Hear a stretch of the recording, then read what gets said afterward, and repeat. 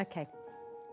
We've been searching for the 4 fellow survivors who worked alongside David on the ship that was destroyed by an Argentinian missile during the Falklands War. Yeah.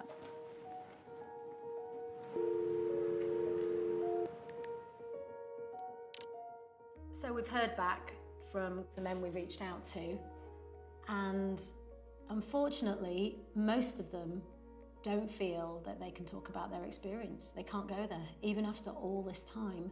But there was one name on the list that David was quite keen to speak to, and that was Andy. And thankfully, Andy has said that he's prepared to talk to David. It's understandable how some of the men just don't feel ready to talk about it. We completely get it. But I'm really pleased for David that Andy is prepared to have that face-to-face chat.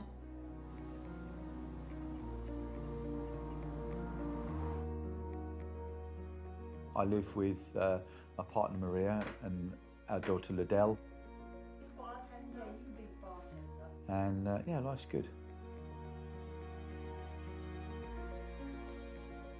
But there are times when I'm enjoying things with my friends and family and it will evoke a memory and I think back to that day.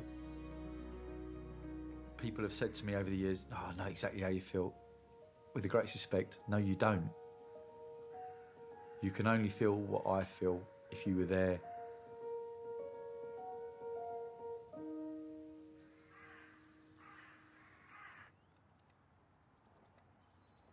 The Falklands War was seen as a decisive victory for Britain. And yet it's almost a forgotten war. We never talk about the Falklands, but thousands of men went to fight and are living with the psychological consequences of what they experienced and the trauma. Now, David has found that talking about it has really helped him, and it just goes to show that it's never too late. It's never too late to speak about it, and more importantly, try and heal.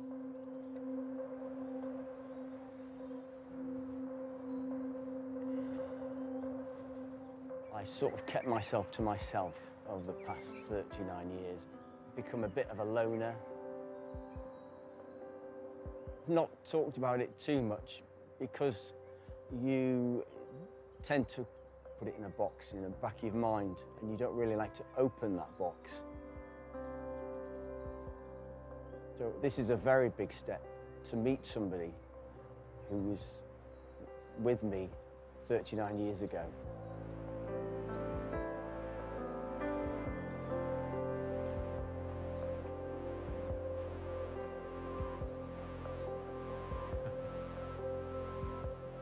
How you doing, mate? Not too bad yourself. All right, Andy. 39 years, mate. How are you? Yeah, good. You haven't Time changed. hasn't been favourable to Well, us, I mean, has it? yes.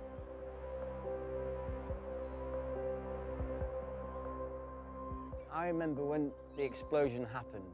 I was at the bottom of the ship, and I remember flying backwards and then flying forwards and then hitting the back of a truck. And I remember looking around, and there was a huge fireball rolling past. Where were you in relation to that then? Underneath the bridge. You were underneath the bridge? Underneath the bridge in the galley, yeah. Yeah.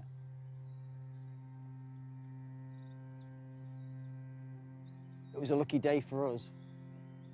Some of our colleagues, it was a terrible day. Mm.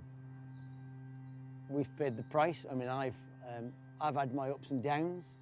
Yeah, the flashbacks, the nightmares. Did you have any of that? Yeah. Do you remember the rollers that were outside the junior rates galley? And they were constantly rattling away. Yeah. If I'm out at the supermarket and someone's pushing a train of supermarket trolleys, Yeah. That noise, that's a trigger point for me. I used to find myself crawling up the bedroom wall in the darkness. Yeah. And I couldn't find my way out. And I'd have to pat my hands around the wall to go around the wall to find an escape, i.e. the door out of the bedroom, so I could see some light somewhere. Yeah. I don't really like confined spaces, tunnels, places what I'm not used to. I need to have a way out now. Yeah. When I first came back, there was a lot of anger because I felt we were slightly forgotten. We weren't really given the help. And I think that anger, made me not want to engage. Do you think that it helps you talking about it? Yeah. It is great to be here today. I was slightly anxious. So was I. Today. I was slightly keep, anxious. you know, I thought, "Oh, how will I be?" But actually having an old shipmate there, a friend, a workmate, who was actually there, who can, you know, Relate to it. you relate to it. You know what we were feeling, what it was like.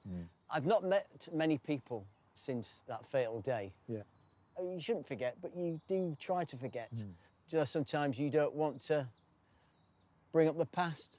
Yeah. And I said to myself, that's a chapter of my life that's closed. Because I've spoken to some people, Yeah. I can't stress how much it's helped me come Yeah, to yeah. terms with the things that have gone on in my head, you know, over Yeah. those years. you Yeah, know. yeah. Have you seen this photograph, Andy? Is that me? That's you, isn't it? Today was absolutely brilliant. It made me feel that I could talk to Dave. And that's myself in the days when we both had hair, mate. Yeah, that's when we had hair. Yeah. Yeah.